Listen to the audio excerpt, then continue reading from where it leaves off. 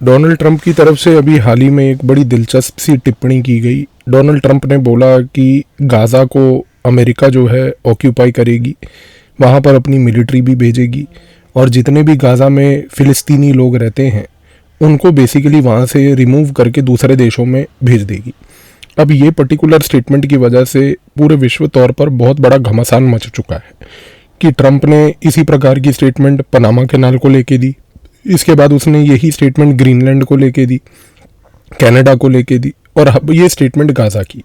तो आज के इस वीडियो में इस पर्टिकुलर स्टेटमेंट का क्या कॉन्सिक्वेंस जियोपॉलिटिक्स पे होगा उसको समझने की कोशिश करते हैं। देखिए, सबसे महत्वपूर्ण चीज़ ये है कि डोनाल्ड ट्रंप के आने से कुछ दिन पहले इजराइल और गाज़ा पट्टी में हमास के बीच में एक पीस डील साइन हुई जिसको सीज़ फायर कहते हैं। इस सीज़ फायर में डोनाल्ड ट्रंप का बहुत बड़ा रोल था। डोनाल्ड ट्रंप ने ये इंश्योर किया कि ऑफिस को अज्यूम करने से पहले ये पीस डील साइन हो जाए। अब ये पीस डील के मायने ये थे कि वो पीस डील इसलिए करवाई गई ताकि डोनाल्ड ट्रंप राष्ट्रपति के पद पे आने के तुरंत बाद सारे उन लोगों को मदद दे पाएँ जिन लोगों ने ट्रंप के कैंपेन में उनको सपोर्ट किया था। ये अमेरिका की एक बड़ी पुरानी सी रणनीति है कि वो पहले किसी देश में वॉर का समर्थन करती है, उस वॉर के समर्थन के बाद वो ये इंश्योर करती है कि वॉर के बाद उस इकोनॉमी को रिकंस्ट्रक्ट करने में अमेरिका एक प्रसिद्ध रोल प्ले करे। और जब अमेरिका वो प्रसिद्ध रोल प्ले करने के लिए आती है तो जाहिर सी बात है कि अमेरिका का राष्ट्रपति उस समय अपने जितने भी उसके राष्ट्रपति के चुनाव के दौरान सपोर्टर्स होते हैं जो फाइनेंशियल लेवल पर कैंपेन में मदद करते हैं, उनको रिकंस्ट्रक्शन करने का ठेका देती है। लेकिन ये डील तो चलिए समझ आती है कि ट्रंप के आने से पहले इसलिए हुई ताकि ट्रंप जो है अब आने वाले समय में गाज़ा पट्टी में जो ह्यूमैनिटेरियन रिकंस्ट्रक्शन करना है उसके कॉन्ट्रैक्ट्स और ठेके वो अपने चुनिंदा दोस्तों को दे पाए। लेकिन अब दूसरा क्वेश्चन यहाँ पर जो उठता है वो ये है कि ये प्रकार की जो स्टेटमेंट अभी ट्रंप ने दी कि हम गाज़ा को ऑक्यूपाई करेंगे, अपनी मिलिट्री भेजेंगे और वहाँ पर ये इंश्योर करेंगे कि गाज़ा के जो फ़िलिस्तीनी लोग हैं दूसरे देशों में चले जाएं ताकि गाज़ा के जो रियल एस्टेट है उसको हम एक प्रकार का मिडल ईस्ट का एक रिवेरा बना पाए। इसके मायने क्या हैं? अब इसके मायने कुछ ऐसे हैं कि डोनाल्ड ट्रंप ने एक बहुत बड़ा इंडिकेशन इस स्टेटमेंट के तहत दे दिया है। अब इस स्टेटमेंट को समझने के लिए आपको रीजनल जियोपॉलिटिक्स समझने की भी आवश्यकता है। इस समय अगर मान लीजिए एक मोमेंट पर कि गाज़ा पट्टी को डोनाल्ड ट्रंप ऑक्यूपाई करने आता है और अपनी ट्रूप्स को, सेना को वो अमेरिका की वहाँ पर भेजता है, तो पहला सवाल ये उठता है कि ये जो फ़िलिस्तीनी लोग गाज़ा में इस समय रहते हैं ये सबसे पहले तो कहाँ जाएंगे। अगर देखा जाए तो ये फ़िलिस्तीनियों के पास दो ही इमीडिएट ऑप्शन हैं कि अगर इनको फोर्सेबली उनकी लैंड से एविक्ट किया जाएगा तो ये सबसे पहले जॉर्डन में जाएंगे, क्योंकि जॉर्डन जो है फ़िलिस्तीन के एकदम बाजू वाली टेरिटरी है। जॉर्डन का हालात अगर आप देखें तो 1948 में जब से इजराइल बना था तब से लेके आज तक लगभग 50% फ़िलिस्तीनी लोग इस मोमेंट पर जॉर्डन में ऑलरेडी जाके रह चुके हैं और वो रहते भी हैं। जॉर्डन के सेंसस की अगर लेटेस्ट रिपोर्ट को हम पढ़ें तो जॉर्डन के सेंसस की लेटेस्ट रिपोर्ट तो ये कहती है कि लगभग 70% इस समय जॉर्डन के जो नागरिक हैं उनका डिसेंट फ़िलिस्तीनी है। तो सबसे पहली बात, जॉर्डन के अंदर ये रेफ्यूजी क्राइसिस होगा। यहाँ पर एक क्वेश्चन उठता है कि मान लीजिए कि डोनाल्ड ट्रंप के इस प्रपोजल को अगर जॉर्डन मना कर दे, जॉर्डन कह दे कि मैं जो है किसी प्रकार से कोई भी फ़िलिस्तीनी रेफ्यूजी नहीं लूँगा, तो क्या अमेरिका कुछ कर सकता है? बिल्कुल कर सकता है। अमेरिका इस समय जॉर्डन को बहुत बड़ी तरीके से एड दे रहा है और ये जो फॉरेन एड अमेरिका दे रहा है, ये फॉरेन एड अमेरिका के पास एक बहुत बड़ा टूल है जिसको वो प्ले कर सकता है। अगर अमेरिका ने ये फॉरेन एड का टूल प्ले किया और मान लीजिए वो फॉरेन एड को जो इस समय पहुंच रही है जॉर्डन में उसको रोका, तो एक चीज़ तो तय है कि जॉर्डन की इकोनॉमी में क्राइसिस आ जाएगा और जॉर्डन इस समय ऐसी परिस्थिति में नहीं आना चाहता कि उसको आर्थिक संकट झेलना पड़े। तो मजबूरन अगर मान लीजिए एक मोमेंट के लिए कि कुछ चुनिंदा फ़िलिस्तीनी लोग जॉर्डन जाते हैं तो जॉर्डन को मजबूरन अकोमोडेट करना पड़ेगा। दूसरा देश जहाँ पर ये फ़िलिस्तीनी भागेंगे वो है बेसिकली इजिप्ट।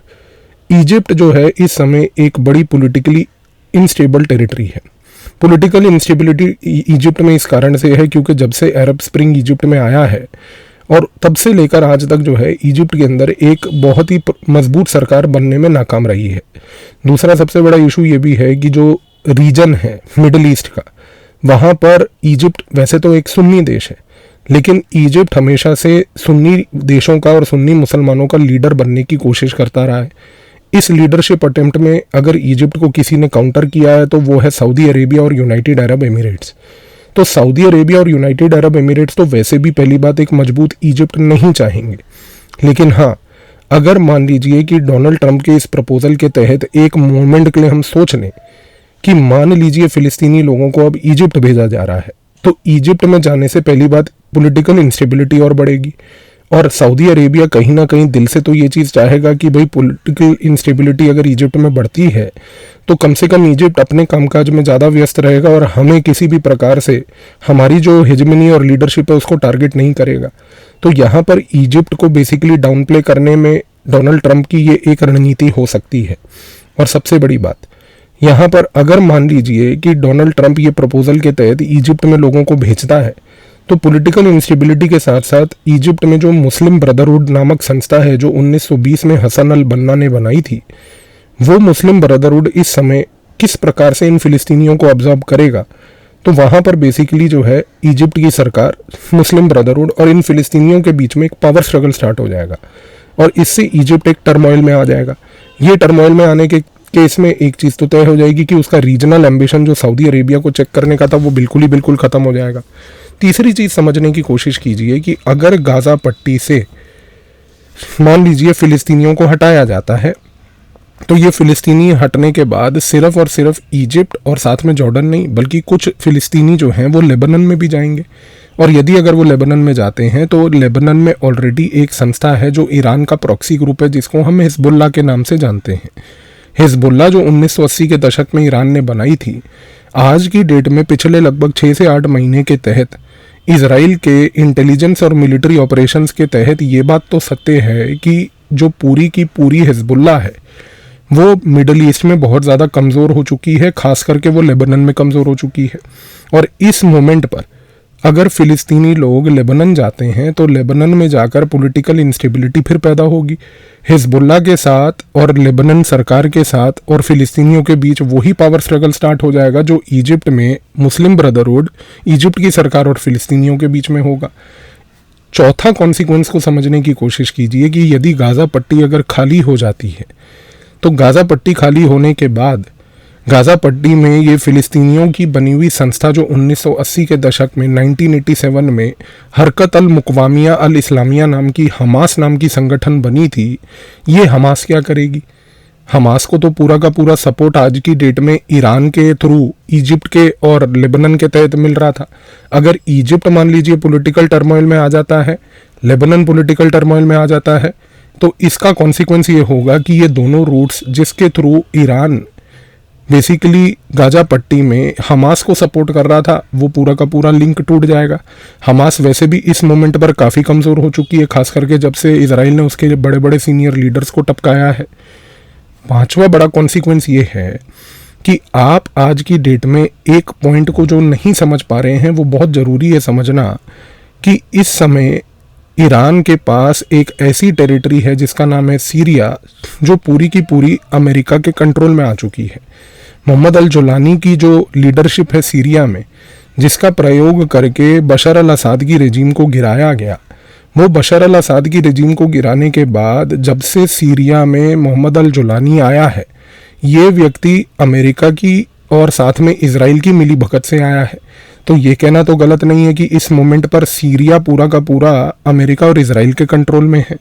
और यदि अगर सीरिया अमेरिका इजराइल के कंट्रोल में है तो यहाँ पर सोचने की और गौर करने की बात यह है कि यदि हमास को अगर इजिप्ट से, लेबनान से सपोर्ट नहीं मिलता, हमास को जो पहले ईरान सीरिया के थ्रू सपोर्ट पहुंचा रहा था अगर वो नहीं मिलता, तो हमास तो क्रिपल करेगी ही करेगी और क्रम्बल करेगी ही करेगी। लेकिन इसके साथ साथ ईरान के ऊपर चेक रखने के लिए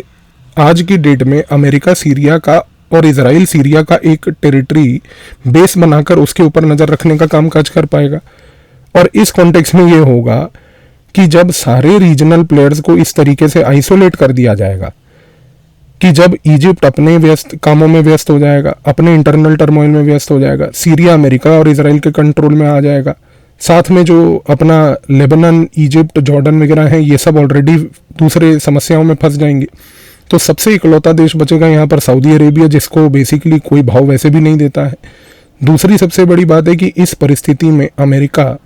इजराइल के साथ मिलकर बाकी आसपास के अन्य देशों को कमज़ोर करके इजराइल की माहिरता और हेजेमनी पूरे मिडल ईस्ट में री इंश्योर कर पाएगा। तो क्या आने वाले समय में हम ऐसी परिस्थिति देख रहे हैं इस ट्रंप के स्टेटमेंट के बाद कि ईरान को चेक रखने के लिए और ईरान के ऊपर चेक रखने के लिए सबसे इम्पोर्टेंटली सीरिया की जो टेरिटरी है उसका प्रयोग किया जाए? क्या हम आने वाले समय में एक ऐसी परिस्थिति देखेंगे कि जहां पर मिडल ईस्ट में बेसिकली जो सऊदी अरेबिया है और यूएई है वो बेसिकली आइसोलेट हो जाए, जिनको कोई और देश समर्थन ना दे रीजनल कॉन्फ्लिक्ट में? क्या हम आने वाली परिस्थिति में ऐसी चीज़ देखेंगे कि ये जो पूरा का पूरा 2 नेशन स्टेट थ्योरी थी जो कि बेसिकली दी गई थी यूनाइटेड नेशंस की तरफ से 1947, 1947, 48 में, तो क्या वो 2 नेशन स्टेट वाला जो गेम था कि एक देश फिलिस्तीनियों का होगा और एक देश यहूदियों का होगा, जिसमें यहूदियों ने अपना देश जो है वो बना लिया था इजराइल, लेकिन फिलिस्तीनी अपना देश नहीं बना पाए थे? तो क्या इस परिस्थिति में हम ऐसी चीज़ देख रहे हैं कि आने वाले समय में यहाँ पर एक लॉन्ग रन में ये गेम होगा जिसके तहत ये इंश्योर किया जाए कि कुछ भी हो जाए, ये इंश्योर किया जाए कि कुछ भी हो जाए इजराइल एक रीजनल प्लेयर बनेगा? तो आने वाले समय में इस चीज़ की संभावना ज़्यादा है और डोनाल्ड ट्रंप की ये स्टेटमेंट के तहत ये कॉन्सिक्वेंस ज़रूर निकलता है कि ट्रंप जो है इस मोमेंट पे ये चाहेगा कि मिडल ईस्ट में अगर कोई कंट्री एक माहिरता की स्टेटस पे रहती है तो वो इजराइल है, और इजराइल के इस मसले को यहाँ पर मिडल ईस्ट में सॉर्ट आउट करने के बाद ट्रंप अपनी पूरी की पूरी एनर्जी जो है अब डाइवर्ट करके इंडो पैसिफिक में चाइना को काउंटर करने में लगा पाएगा। तो ये प्रकार का जियोपॉलिटिक्स जो है हमें देखना है कि आगे कैसे अनफोल्ड होता है। धन्यवाद।